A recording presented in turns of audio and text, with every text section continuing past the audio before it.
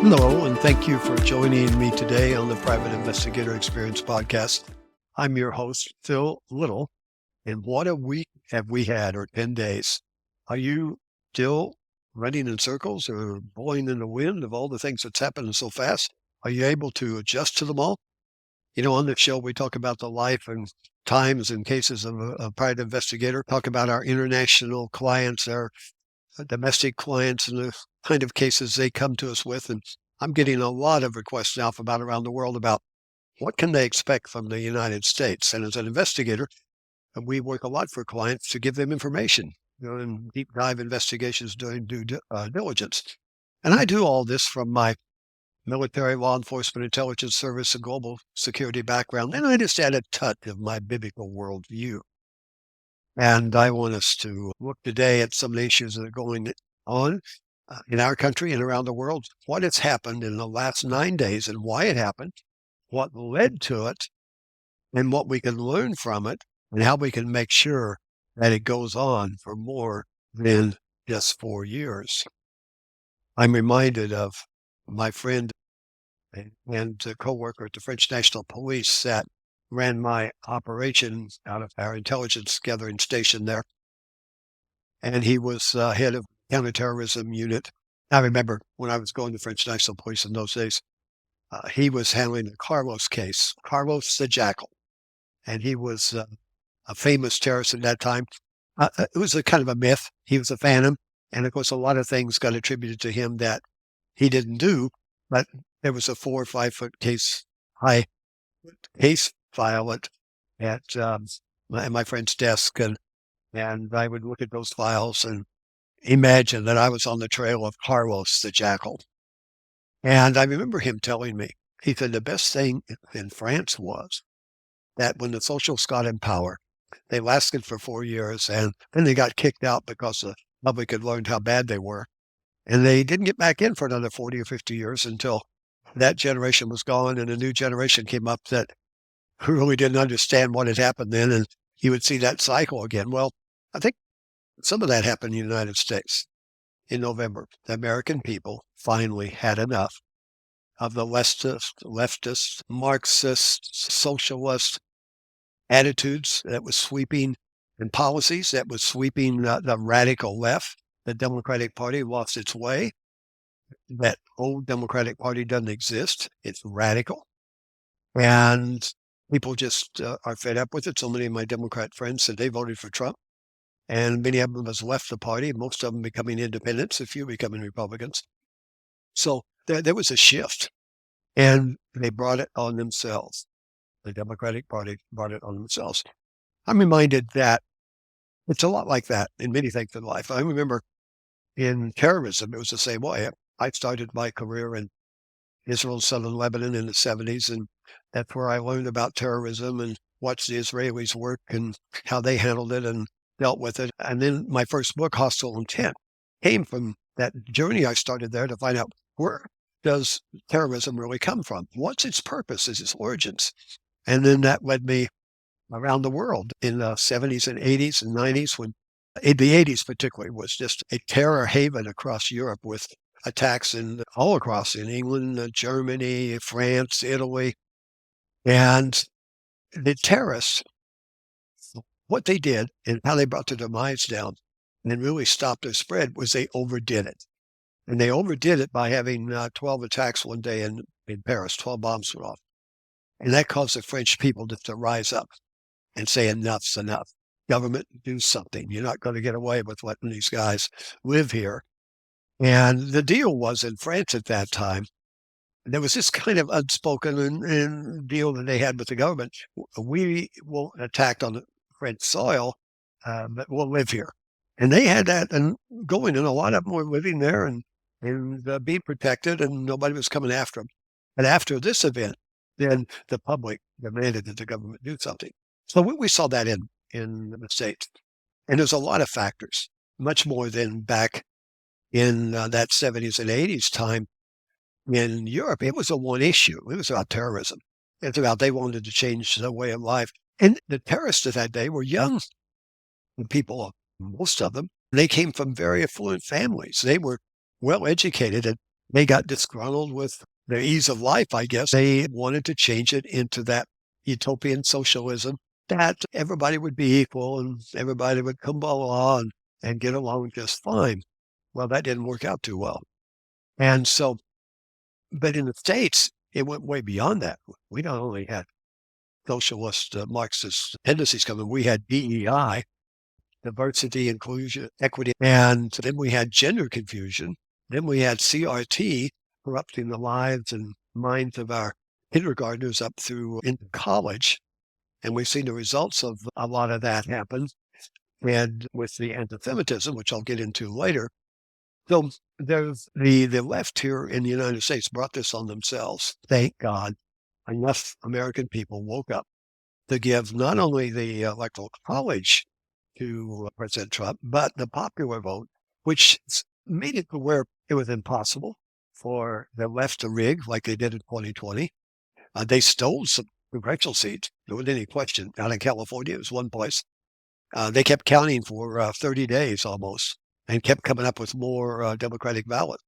Wow, that was interesting. So, but the general election itself was too big, and that stopped them from trying to do what they did in 2020.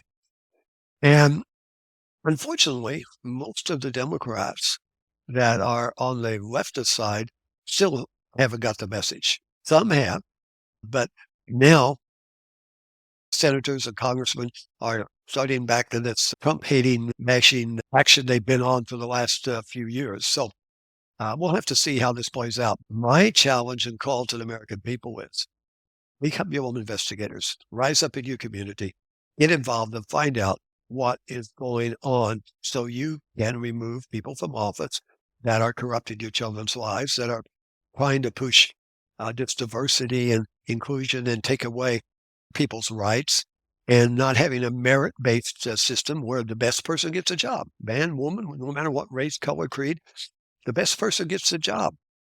And that's what the American life has been built on and what it has to get back to. So this voting shift came about because of these events and the actions and policies of the left. The difference really in this election with what happened between the election and the inauguration at November the 5th to January the 20th. We saw a complete change and a difference than we'd ever seen before. The world started coming to visit President-elect Trump. He was acting in many cases and took action on things around the world and caused things to happen, even though he wasn't president yet. And Biden was kind of nowhere to be found at times. And Harris was definitely not exposing herself. The world, it was obvious that the world was waiting for a change in America. When President Trump went to the reopening of Notre Dame in Paris, he was treated like a hero. And there were over 80 heads of government there. They all came to talk to him.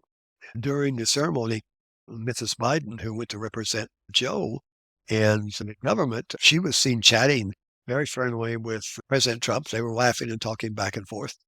So the Trump charm had spread across many different arenas, and we saw as it continued during the lead up to the inauguration day that Trump was giving his voice in the Middle East, to Russia, to NATO, to the UN, and he was letting everyone know that change was coming. America was coming back, and that he was going to bring about a strong America that was good for everybody. Not only good for Americans, it was going to be good for the world.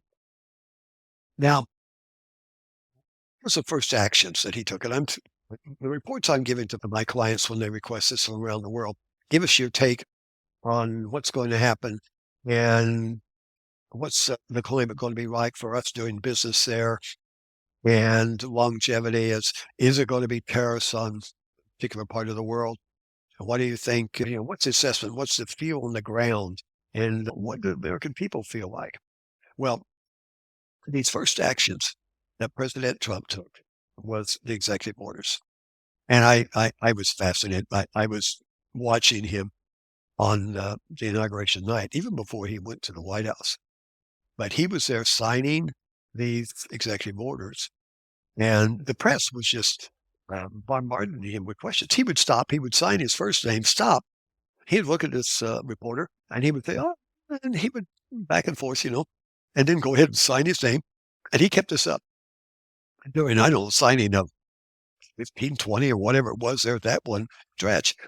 And people were laughing and saying, after this first couple of days, Trump had spent more time with the press than Biden had done in 4 years. And it was obvious that, and there was a huge amount of press there.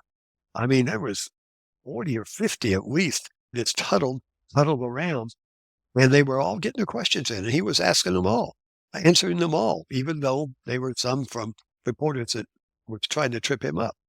So that was his first step that he did.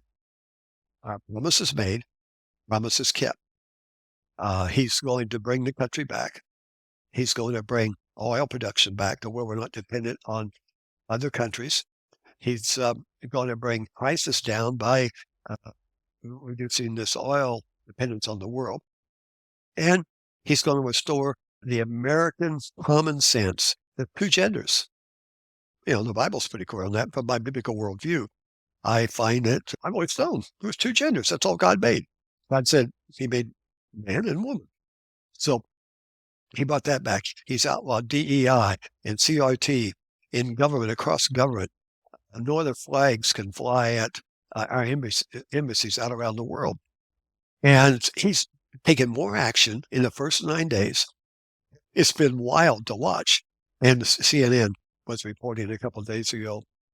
They didn't really would have joined reporting this. He's the most liked president. His ratings are higher, polls are higher than any other president at this time in his second term.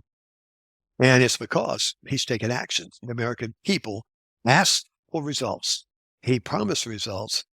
And now it's critical that the Senate and the Congress follow along and they stay in step with him, not being broken apart like they've been in the past on issues that, bottom line is, none of us gets everything we want in a situation in life. As an example, with a congressman or senator, maybe there's going to be a bill that's got 70, 80% of this good stuff, but there's the things they would like to be in it. Well, they need to go along with the majority that's going to do good for the country, and later on work on getting those things that they're focused on, not disrupting the whole process and destroying the Republican focus of doing what the people have said. I think all these congressmen should remember there's another election coming up in 2 years, and the people will be watching both the Senate and the House and how they operate. So what was the initial benefit from these actions that he's taken? Well, the world has seen that there is that new sheriff in town that's not going to just say don't, as the former president said so many times. Nobody listened to him. Iran didn't listen to him. Russia didn't listen to him. Nobody listened to him. But when this new man now, President Trump, says don't, it means something. We're back in, we're being respected in the world, because the world wants strong America. They realize that part of their freedom and their future is based on America being strong. I remember when I was building my intelligence gathering group out around the world, going from country to country, setting up stations, recruiting people. I would be talking to leaders many times and heads of government agencies, and they would tell me so many times, Phill, if we could sit down and talk to your government leaders like we talk to you, then we could solve the problems of the world. We could get along. And too many times our state departments get staffed by this level that's under the appointment people that always stay there. They're embedded, and they develop these ideas, and many times they sway the political appointees to their way of thinking, and we have these actions. Many times it's pro-military action, when we should be using that as a last resort. doing everything preventive that we could, everything with discussions that we could before we jumped the military. And that's what President Trump is doing with his appointees, getting people that are extremely capable.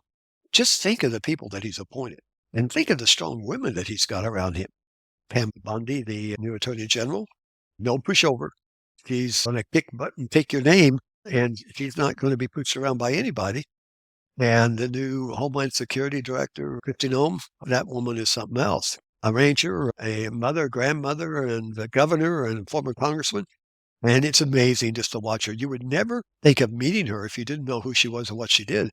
But when she addressed the staff there at Homeland Security, when she went in after she'd been sworn in, she made it very clear. I mean, she came across polished, smooth, nice. We're going to get along. We're going to make a difference. We're going to do what President Trump once done, what he was elected to do. And that's all these issues of closing the border, cleaning up, getting the criminals off the streets, the illegals back to the country where they came from, and making America safe again. And then Tulsi Gabbard. There's so much flack going at her, and I don't know why. This woman's amazing. And she's what Trump needs there in the balance of DEA, Director of National Intelligence. She's a military veteran, a lieutenant colonel. She's got all that experience. And for her, war is a last resort. And this will give him a balanced view of intelligence and say, how do we assess this? And I'm just can't understand how people that have seen what's happened the last 4 years, what they've lived through, many of them, and then they fight Trump every step of the way when he's going to bring change that's going to benefit everybody. Then he's made some other good decisions, which were that trips he made, the first trip. Monday was the inauguration. Friday, he left on a trip to two disaster areas. The first one he went to was North Carolina. And that was amazing. Not only did he show up there, and Melania, his wife, went with him, First Lady, they talked and met with the people, real people. I mean, people that weren't the up and outers. At this point, they're the down and outers because they've lost everything, and they're just normal Americans. And he gave them the mic, said, tell me your story. Tell the nation your story. They told about how FEMA had let them down, how they'd gotten no help. But some organizations like Samaritan's Purse and others, and other people, Elon Musk had given hundreds of Starlinks there for communication, and on. Other people's Lowe's, and I think some other builders were given materials, and builders were building small homes for people. So he let it be known, you're not forgotten. And he told the Corps of Engineers, get in here in force and get these roads back, build them back, get the infrastructure back working so people can move around and they can have some freedom and get back to having some hope that they will have a home again. And they're not the forgotten Americans anymore as they were under the former administration. And I'm sure most people in the States know or heard, if you've been awake at all, that FEMA had told their employees, if you see a Trump or sign on the homes, just bypass it. And of course, they tried to deny that. Now, Trump is looking at eliminating FEMA and making a state resource where money will be funneled to the states to handle these devastations that happen because they're better equipped. If they got the money and the funds, and the federal government will help them with things they don't have, but it will be them doing it under their governor or elected officials, not from a federal group, which, like the president said, it's slower. There's a lot more red tape, and it slows everything down to get to the people what they need. Then he was on Los Angeles. And in this trip, he was a typical Trump. He got off the airplane in tarmac, and Governor Newsom was there, and gave him a hug and a kiss on the cheek, and he was gracious. And even in the set down where the mayor was there and other local officials, but he didn't pull any punches. He was called them right out to their failures and how they had messed up in not preparing and not just being planned for. And he did say, we're going to help. We're going to help California.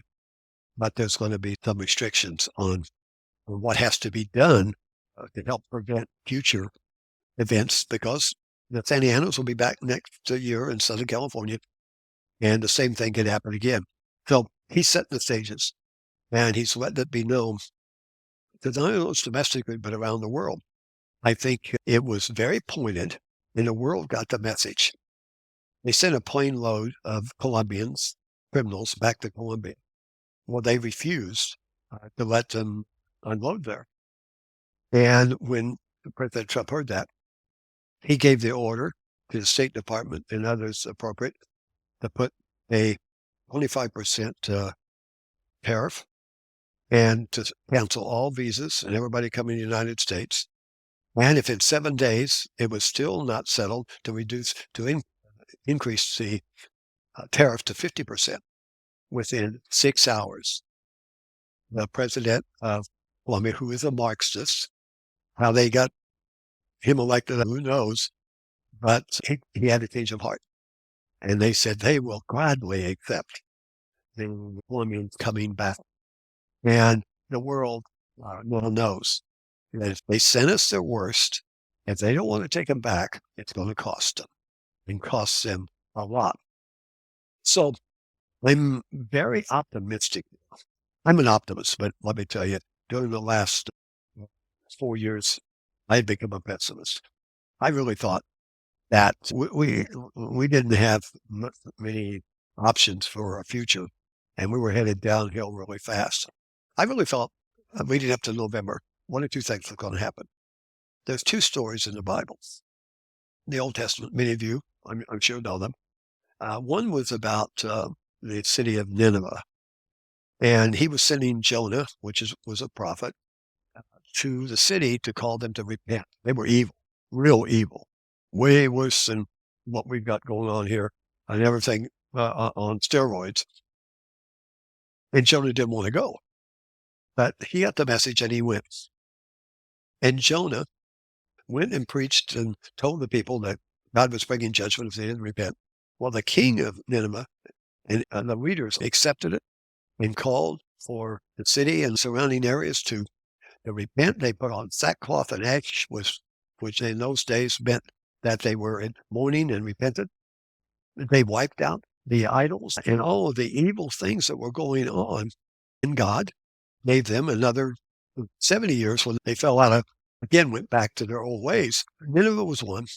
I said, we're either going to be like Nineveh, which heard the message of God and repented, or we're going to be like Sodom and Gomorrah, which it was evil, real evil.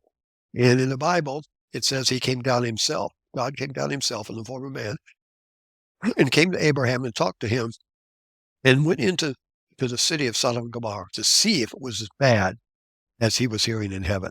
So that's something that seems pretty bad when God himself will come down. Excuse me, I'm still dealing with a little bit of the aftermath of a strep throat. And they didn't repent. And God destroyed Sodom and Gomorrah. We were at this crossroad. Thankfully, millions and millions of Americans rose up, prayed, and asked God to have mercy on our nation. And he did. And he's given us a time, I believe now, to rebuild, change, reach out all this evil and worshiping idols and other evil things. So we have before us a great opportunity, but we, the people, have to be involved. We can't just expect a new administration and new officials and department government heads. They could be the right people and do all wonderful things, but it's going to take all of us supporting this to make sure that we get this locked in by law so that somebody can't come along later and change it. And also, we want to be so effective doing what was promised for the American people that 4 years from now, they will keep the same group in power with a new president and but someone who is part of the solution, not a problem. And so we are looking at many obstacles, but they're all fixable, they're all doable if together we will come out and get involved. Well, what will the difference be in the Middle East? This is an area I'm very familiar with. I've been in and out of there since the 70s. I was on the ground in June the 6th, 1982, when the Israelis went through the good fence out of Metula into take Mosul Castle, which was shelling down on Israel every night, missiles into northern Israel. And it was my first trip into southern Lebanon. And I'd mentioned that's where my first book, Hostile Intent, came from. But we were in a convoy going across the ridge above the Ritani River. We'd come in from the good fence to out of Metula and headed north towards Beirut, then right out across the ridge above the Ritani River. And Beaufort Castle was on the other side, a few miles away. You could see it. It was a big, imposing castle, been there for centuries. And as we were about halfway across, we had like 5 or 6 jeeps in the convoy, and they kept switching back and forth so that people wouldn't know which jeep Major Haddad, the leader of Free Lebanon, Haddad, was in. And as we were driving along, we were just enjoying the sights and scenery. And the driver said, "Look out, incoming missile." And we all thought, "Oh my God, we're in a war zone. We heard about this. We didn't think it's really going to happen." And he laughed and said, "Oh, don't worry. They don't have guided missiles and they don't have good aim." Sure enough, they didn't. They missed it. But that was the first missiles that had shot at me. And with all my time in the military and other things that I've done. So I watched this Middle East spiral out of control. Then it was the PLO, which was trying to set up a homeland. And that's what led me to really try to find the source of terrorism. Where did it come from? Where did it start? And what can we do about it? So I learned from that first visit that the dangers, and I was back there many times after that, setting up early warning devices on. We put a radio station in southern Lebanon and had a television station there to help Major Haddad and his people. And there was a lot of evil going on, attempting to stop everything we were doing and to push the Israelis out of southern Lebanon, which they were the only ones that were supporting and protecting the Christians in southern Lebanon. So now the difference is, instead of having someone in the White House that says don't, and they know that he's not going to do anything about it, we have a president that's going to say don't, and they're going to say, "Well, we're going to stop." So immediately, Iran is thinking twice about what they do. Even Hamas, to some extent, Hamas is a group of thugs, and they've got this long viewpoint that they're supposed to kill every Jew on earth and eliminate the Jew from the world. And so these aren't people that you can even talk to or reason with. And it's been shown that even anything with Hamas is one of the worst. They don't keep their word. And I've said this before, they're not going to release all the hostages, because if they do, they realize they're going to be eliminated real fast. And the only thing that's held the Israelis back completely cleaning up that mess there is the hostages. Israel's concerned about them. And Israel's also concerned about the Palestinian people. They have been careful in independent studies from military people and others that have nothing to do with Israel, say that Israel has done more to protect the civilians than any other army's ever done. So it's been very obvious. And they have risked their lives and caused the lives of Israeli soldiers by being so cautious and warning people what they're going to do before they do it. And if you see the devastation and destruction in Gaza, it's so interesting. Today, I was just watching some footage from Gaza. This was an area where these people were well dressed. They were out frolicking and having fun. They were in any American city. Cars zipping around everywhere. Plenty of gas, plenty of food. These people sure weren't struggling. And this was down in a southern tip of Gaza there. And then these people wanting to head back north to where there's still, terrorist strongholds there. But the city has just been destroyed. So, and that whole area. So it's going to take, I don't know what and how this can be solved, because Hamas only wants the destruction of Israel. They won't negotiate on anything else. It's not going to be a two-state. I've said this before. There's not going to be a two-state solution. It'll never happen, because we could go all the way back to the Bible times Abraham's son Ishmael and Isaac, and I talked about that. And God said that he would have a nation developed out of Ishmael, even though he was not the chosen heir of Isaac or of Abraham. Isaac was. And we have these issues that politicians just don't seem to understand. And I'm hopefully that President Trump and those around him, and there's people around him that know the Bible, that know history, that know what land was given to Israel as an everlasting possession, and know that there wasn't any Palestinian people in the history. This name came up actually, it came about in right after the first century when Roman Nero had got so fed up with Jews that he took away their name and called them Palestinian. So really, the Palestinian name was given to Jews first. And Gaza was originally the home of the Philistines, not some Arab group or Palestinian group. And that's all in history. It's all recorded. It's all there if anybody wants to look at it. So we need to get informed. We, you, me, we need to become good investigators, find out what the truth really is, and then see who's following what is right, following our Constitution, following our Judeo-Christian values of protection of life and stopping all this pornographic material, even down in kindergarten books, and gender confusion on our children, which it was a big factor in the election, which parents had said, enough, no more of this. And I don't understand why any politicians could follow through on this. And a lot of these that have children of their own that would support it and try to protect. So I'm hopeful now that we've seen that there's been a rising up in America, that we will continue to rise up and we will come together.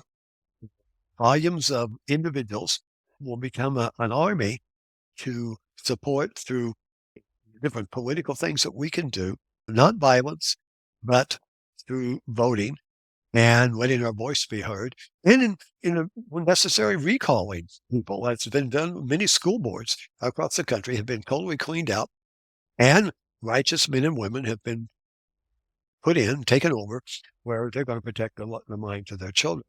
So, and we have that now back in California again. There's a petition started to recall Newsom again, and they're talking about one. I don't know where it started yet on the mayor, Karen Bass, because they failed in their duties. I don't care if they're Democrat, Republican, Independent, or Libertarian, or who they are. They failed, and somebody needs to be held accountable. Well, then to me, the Middle East is the most dangerous situation that President Trump has to deal with, and unless we understand what's causing it, anything we try to do will be a Band-Aid. And as before I mentioned, the danger is that we'll get drawn into it then. And that is something we really don't want. We don't want more blood and treasure of the young men and women paying the price for some politician's war. So let's stay vigilant. And maybe you are a Christian. Maybe you believe in God, but you're just not really into that thing. Pray. Just ask God. Simple. You don't have to have a knowledge of some prayer that has all the D's and the outs. Just say, God, come and bless Israel. Help President Trump and the other leaders in Israel solve this problem that won't lead to further bloodshed and a bigger problem. You know what happens many times? It's happened in business, and I did this early on in my business.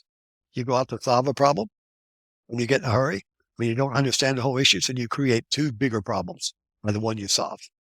So that's a danger that we have in the Middle East. Trying to solve this problem, we're going to create a much bigger problem. I saw a message that Trump had given to the leaders in the Middle East, and he was very emphatic. I mean, he pulled no punches.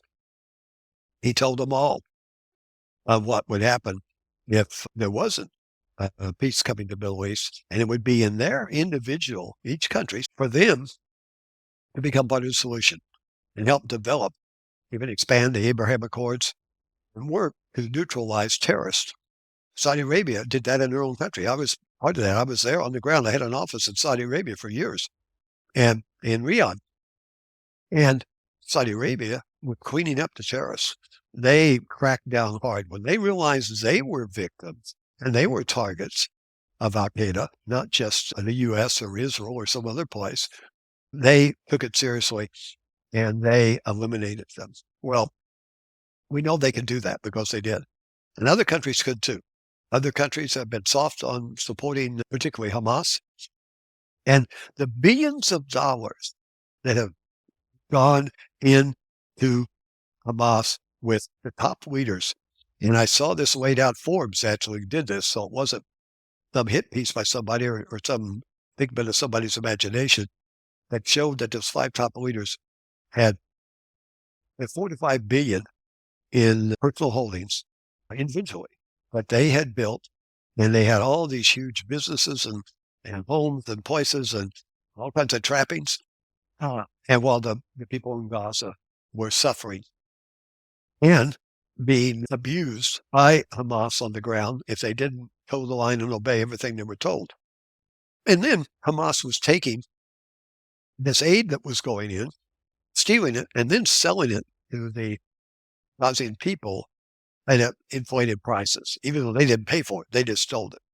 So this is something that we need to be paying attention to when we need to be thinking about what can we do to be part of the solution. That's been my whole challenge. When I first started talking about terrorism back in the early 80s, I was part of the White House outreach group when Reagan was president and speaking on terrorism. And I had hundreds and hundreds of meetings in those years, early 80s and before the Olympics in Los Angeles, talking about the dangers of terrorism and how to prevent it. This was something that we need to be paying attention to again today. Preventing things in many places, undercover operations by the police agency to ferret out the criminal element have been taken away.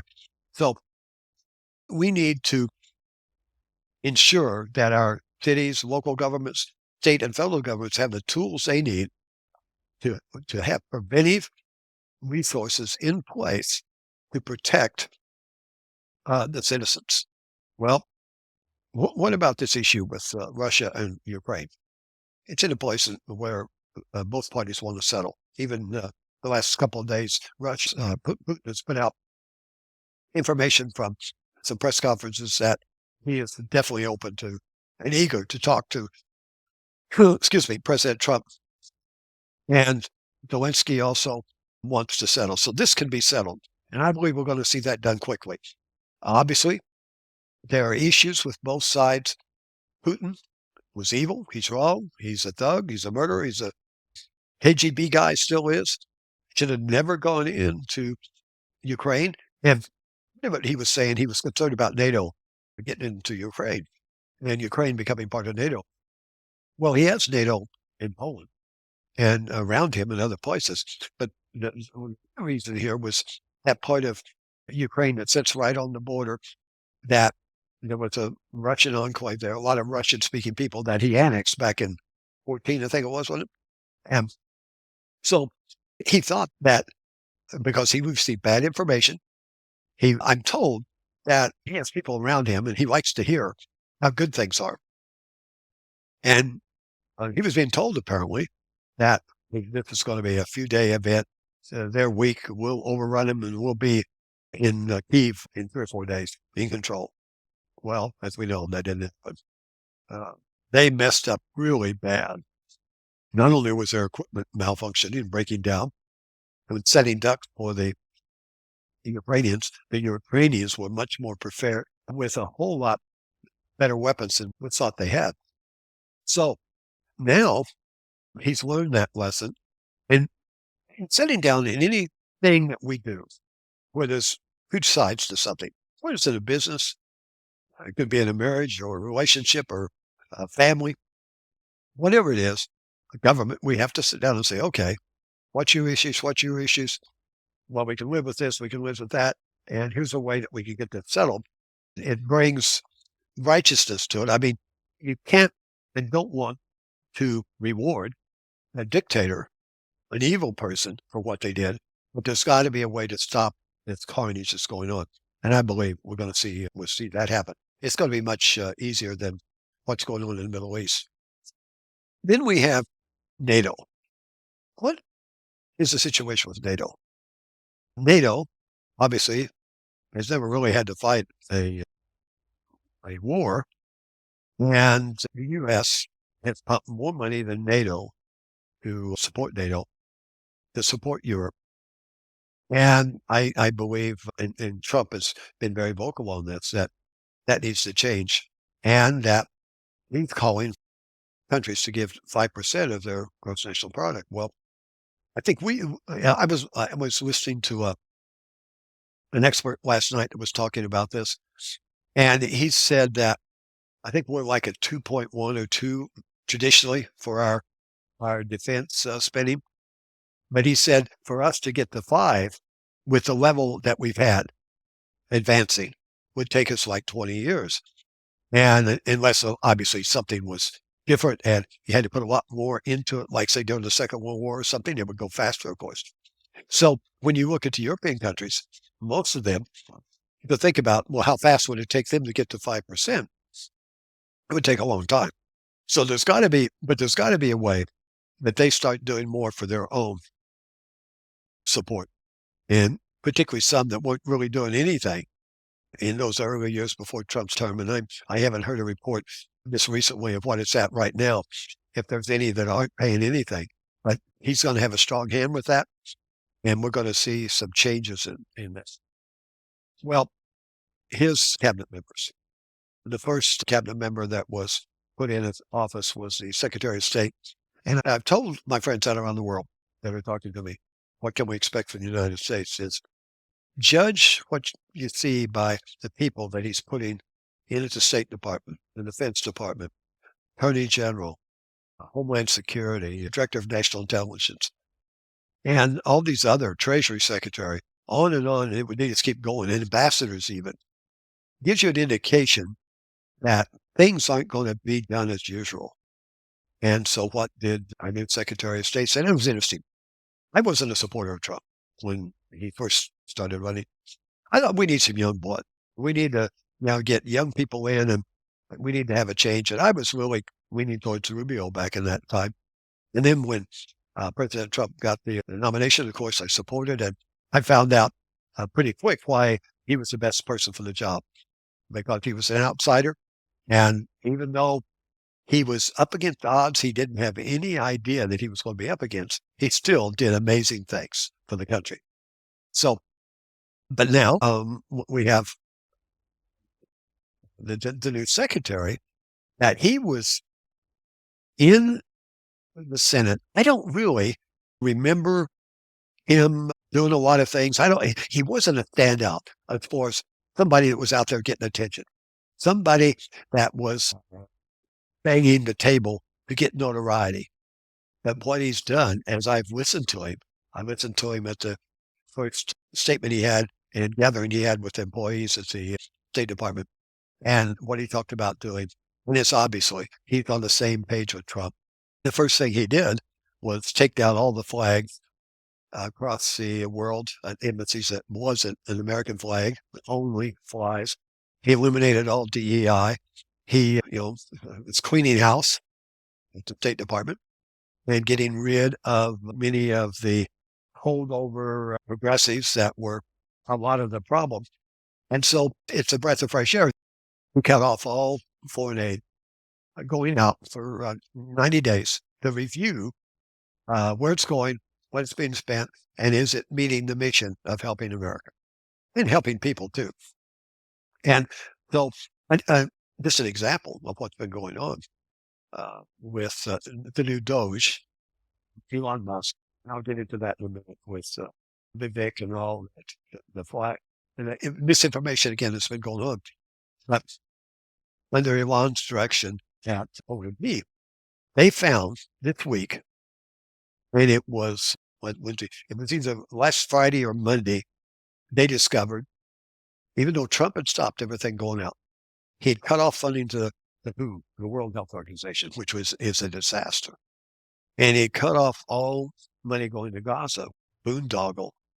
But they found out, ready to go out, was like 37 million going to WHO in violation of Trump's order, and 50 million going to the Gaza for the condos, for condos. So have you looked at Gaza? Have you looked at the situation going on? Of course, they stopped it. And that was just an example of what DOGE is going to do to cut down on unnecessary expenses and a government which has been out of control, the way they throw around and put money out into people's hands, and particularly sending it into Gaza. And look what happened when President Trump made it his first term. The nation was at less than 2%, 1.5% of inflation. Gas was $1.70 a gallon across the country. We were energy independent.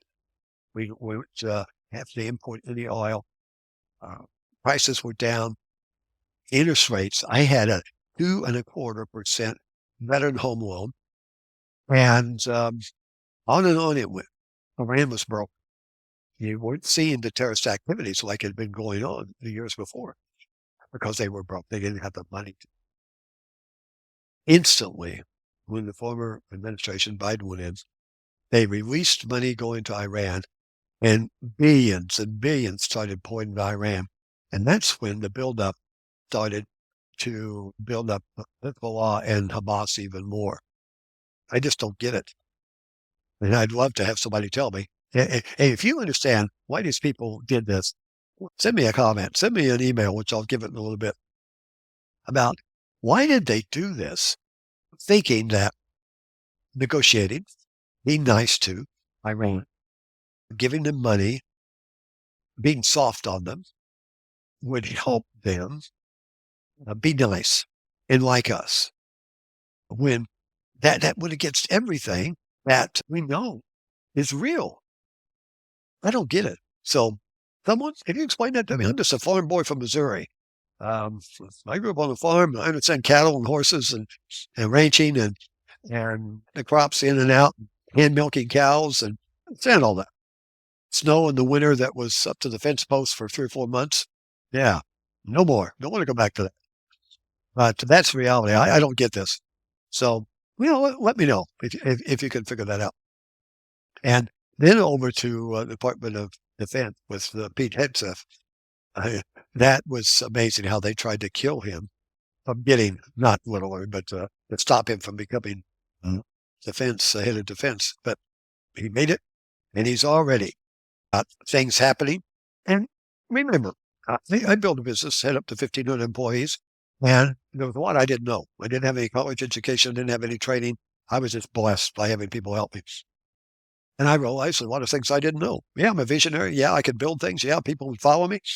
But I wasn't an administrator in those days. I didn't understand all the stuff of wanting to run a business. I didn't want to. So I got people around me that could do that. Well, Pete's doing that at the Department of Defense. What I've heard was that a billionaire businessman who is leaving the head of his business and turning that over, and he's coming in to be assistant there at the Defense Department to help Pete in the administration organization side. Also, there will be generals there that will be promoted and up. There'll be a lot of generals that will be gone, which some of them are already on the way out for what their actions have been. So, and Pete has also followed up on President Trump's promise to bring back any of the military veterans who were fired and kicked out because they wouldn't take the jab. That it wasn't a vaccine. It was experimental. It said that there was never a vaccine. And so they've got that in play.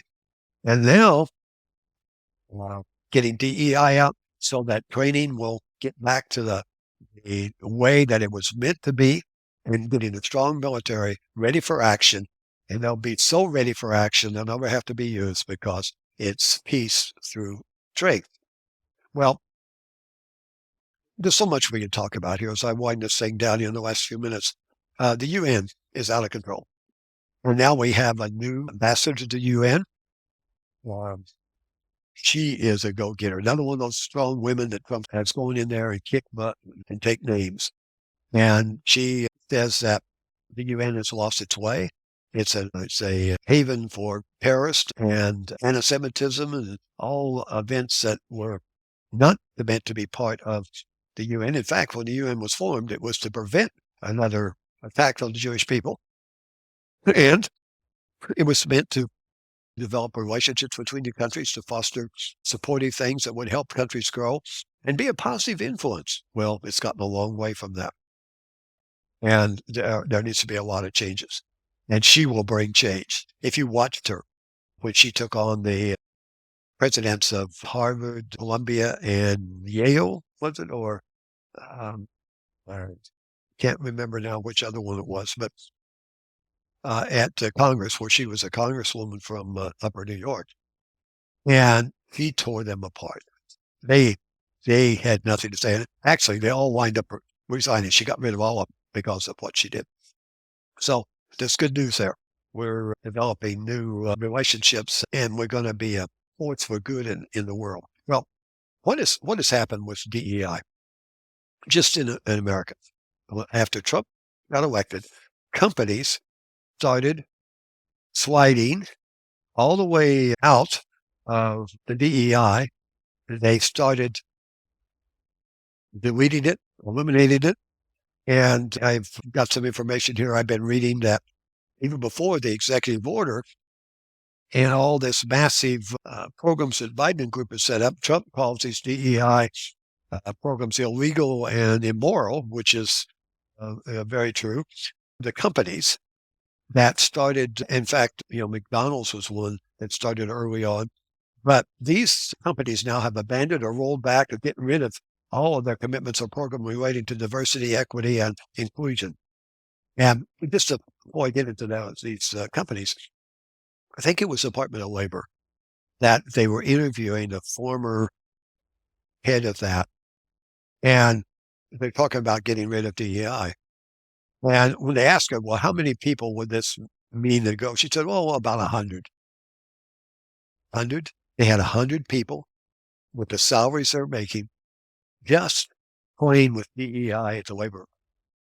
Think about all of the departments of government and State Department, military, treasury, everywhere, White House, thousands of people in DEI.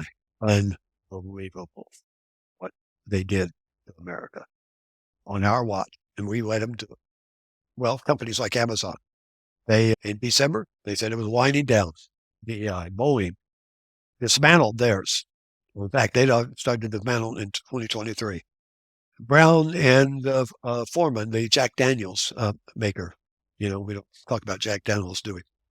They announced it in Caterpillar will no longer participate in Ford, no longer participating in all these issues. John Deere, Lowe's, McDonald's, Meta, which is Facebook, the biggie. We've heard him talking about that and what he's done. Target, the one that developed and put all these gender diversity displays with gender confusing clothing for young children as 5, 6, 7, 8.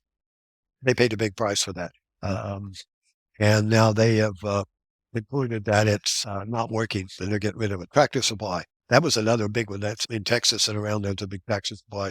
They tried it and they got such a backlash from their customers, which were ranchers and farmers and just real people. Toyota, same thing. Walmart will phase out. So all these companies, Costco, Cisco, Apple, Delta, on and on, in just a matter of weeks, the difference that Trump has made to wipe out these kind of programs that are so devastating to our country. Now, one other thing in this line with DEI, might have heard, I don't know how many did, but Davos, the economic forum, President Trump spoke at that. And in that group, there's a lot of the big heads of companies that really were proponents and started this and helped encourage DEI. They were there setting, and Trump just called it like it was. He just said, we're eliminating all this. It's been a detriment. And he just systematically took it apart. And I suspect there was a lot of very uncomfortable people sitting there because Trump talked about how the American people had said enough, enough. So there are other foreign countries dropping DEI. Javier Milei, the president of Argentina, followed him. And he said the same thing. They're eliminating it and they're bringing Argentina back to common sense, merit-based, and eliminating all this social justice stuff. El Salvador president, if you followed anything, it's amazing what happened in El Salvador when he became president back in 2019. And he saw that they were the murder capital of the world. The gangs were everywhere, taking over. And he saw the only way they were going to be able to get back control was if they took the gangs out of the streets. So he put together a task force, police, military, and in a matter of weeks, they had rounded up thousands of these gang members. And now, I think the last I heard, there's like 50 or 60,000 they have in prison. El Salvador, right now, went from the most unsafe country in the world. It's the safest country in the world. And people are flocking back to El Salvador that even came to the States because there's opportunity and security and safety there. The Hungary prime minister, he is also Orban, O-R-B-A-N, Orban, the prime minister, he is also taking his country out of these kind of disastrous things of DEI and other social justice back to merit. And there's other EU countries that are waking up and are starting to follow along with Italy. Italy had that woman, the leader of Italy, and she is also transporting out illegals. She's cracking down on crime, and she is really making a difference there. In Germany, I saw an interview by one of the rightist parties, smaller party, but it looks like she's headed to be the next chancellor in Germany. Elon Musk interviewed her, and they went through all the things that had happened in Germany and how disastrous. I didn't realize how bad it was in the economy there. And it only happened from all of the millions of illegals they let in, but in their gas and oil and everything that happened, they depended on Russia. So they're in Trump. But if she now is along the lines of a Trump and Argentina and Italy, a leader that will bring some sane common sense back to government. So it's happening, folks, out across the world. And now we just have to keep this going, this wheel turning, because the progressives will keep coming back. They're not going to say, oh, okay, they won, we might as well give up and go home. No, they will build while we're sailing along. And if we don't to keep our antennas up while we're saying, oh, everything is great, they'll be planning that next big, which could sweep us off our feet. Another thing that I watch is our Second Amendment rights, being military, law enforcement, all the things I've done. I have a lot of guns. Got them over the years. At one point, back in the 80s there in California, I had probably 800 or 900 people carrying guns issued out like a police department. And we didn't have any problems. People were well trained. It was a whole different era. But now, there's been, California has obviously had its attacks on guns and on ownership. And they've kept, even though the Supreme Court gives these decisions that should give us more freedom, they keep sometimes just ignoring it to make the people sue them because they know they're not going to be any penalties if they disobey the Supreme Court. And that's bad. And most of us would obey a Supreme Court order. We're thinking, that's the Supreme Court. We have to obey that. Well, another state, Washington, which I had a home in many years ago and spent a lot of time in, I had a concealed weapon permit out of Tacoma up there. And I went in to see the sheriff and he gave me a permit, which was blanket without naming weapons in California. You could put 3 weapons, I think it was, on concealed weapon permit when you could get it. And I had one because of my residence in San Diego County. And but like in Texas now, Idaho and all, many of them, Montana, on and on, I get a concealed weapon permit and it covers anything I carry. And it's automatic as long as you don't have a criminal record and you can legally, not a terrorist or got a mental problem. I heard something yesterday, and this is happening right now in the state of Washington. This is going to affect every gun owner, and this new law that they've written, they're getting ready to push it through, and probably it'll go through, and the governor will sign it in all indications unless something happens and enough people rise up. If you're a gun owner in Washington, every gun you have, it can't be a blanket. If you own 20 guns, it's not one. You will have to have a insurance policy, a $25,000 insurance policy, liability policy on every gun you own. That means if you've got a handgun or 2 or 3, every one of those will have to have a separate policy. If you've got a shotgun, a rifle, AR, or something, every one of them, you have 20 guns, you're going to have 20 insurance policies. Can this be real? I don't think that can be legal, can it? If you're into gun law and Second Amendment rights and all, send me a comment. Let me know about that. Is it possible? Hopefully, lawsuits will stop this or the Supreme Court if it goes that far. But if that comes through and they're able to sustain this in Washington, look out California, look out Illinois, New York, Washington, D.C., and all these other leftist states, Michigan, Minnesota. Be aware. Be tracking Second Amendment rights. There's a whole lot of different emails you could get where you'll get information about various gun situations. The NRA, of course, puts them out, but there's other people that are really active in the Second Amendment area that are putting out information so you know what's going on. Well, there's so much more happening, and that'll have to be for another time. Hopefully you're still with me. I appreciate your liking and sharing and subscribing, and you know the drill. Hit that notification bell for future posts.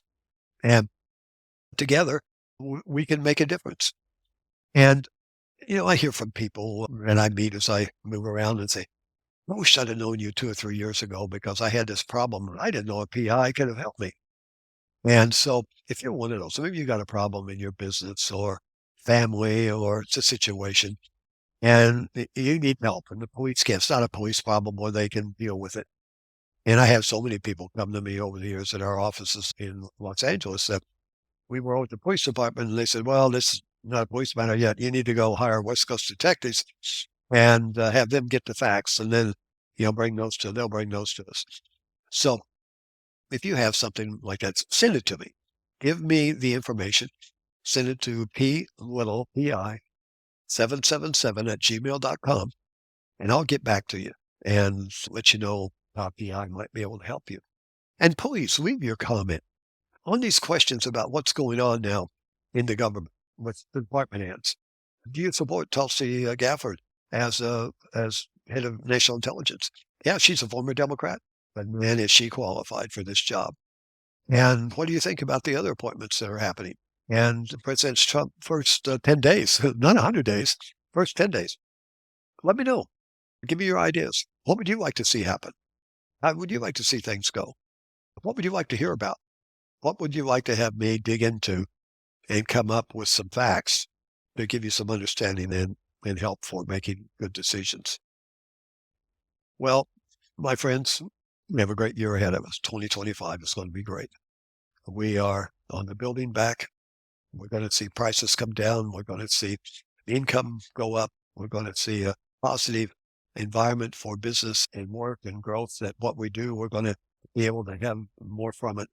And that's an exciting time. So until next time, may God bless you. May God bless your family. May God bless America. Stay safe. See you next time.